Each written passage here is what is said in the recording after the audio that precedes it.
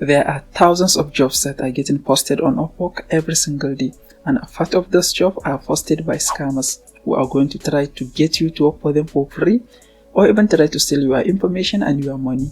In this video, I'm going to share with you 7 ways that you can protect yourself from fake jobs and protect yourself from getting scammed. Hi there, my name is Sadiq Umar. I'm a full-time freelancer living in Nigeria, and this video is going to be based on my personal experience of starting freelancing and becoming a full-time freelancer.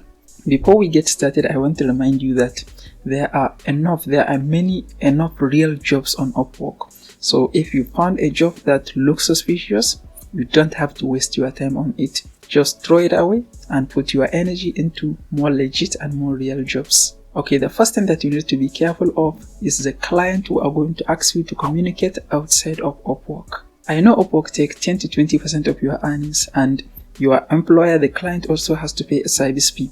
But that is for a reason. That is because both parties are protected. So it is a big red flag when a potential client asks you to communicate outside of Upwork, because they are going to suggest paying you outside of Upwork.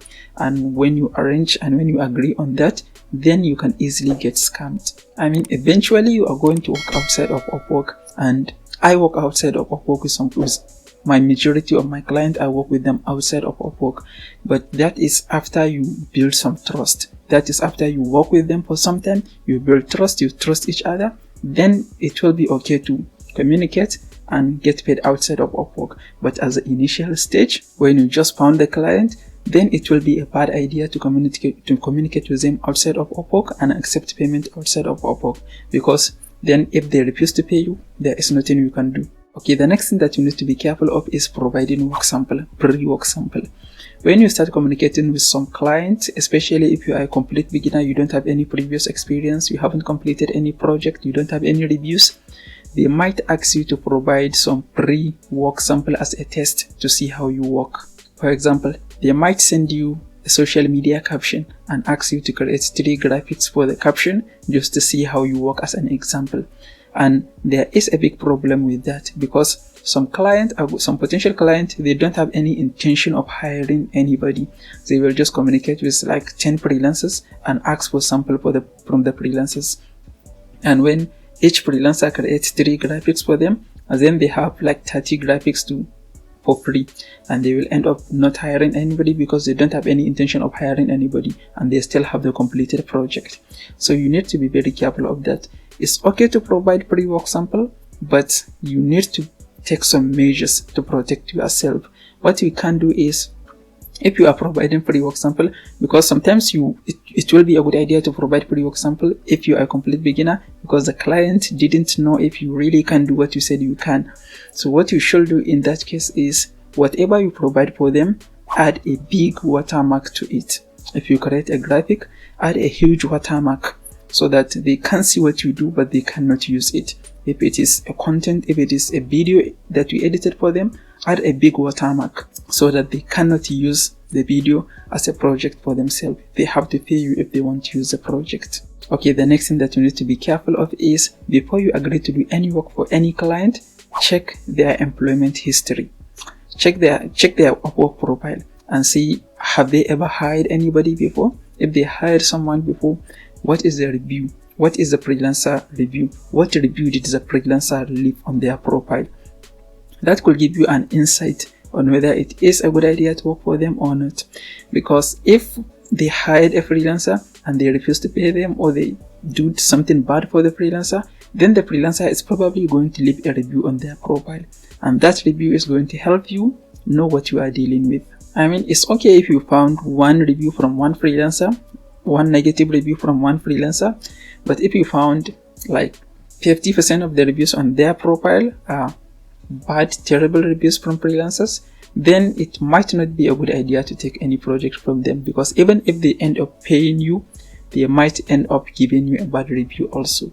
So that is something to look out for. Okay, the next thing to look out for is, before you do anything with the client, check and see if they have a verified payment on their profile.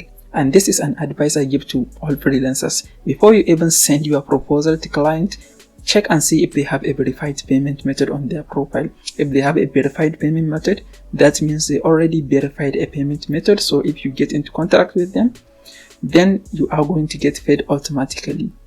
And if they add a payment method, that means they intend to actually make a payment on Upwork. So this is very important. If a client has a verified payment method, then that is a good signal. If they don't have a verified payment method, then it will be a good idea to check for other signals. Okay, the next important thing is don't pay for anything. Don't pay for any service for the client, and don't buy anything, any work related thing for the client. Because if a client might ask you to buy something and do the work for them, or buy something and send it to this address, and they will add it to your payment when they send you a payment on Upwork, that is a big scam. If you buy anything, if you make any payment for the client, then you get scammed.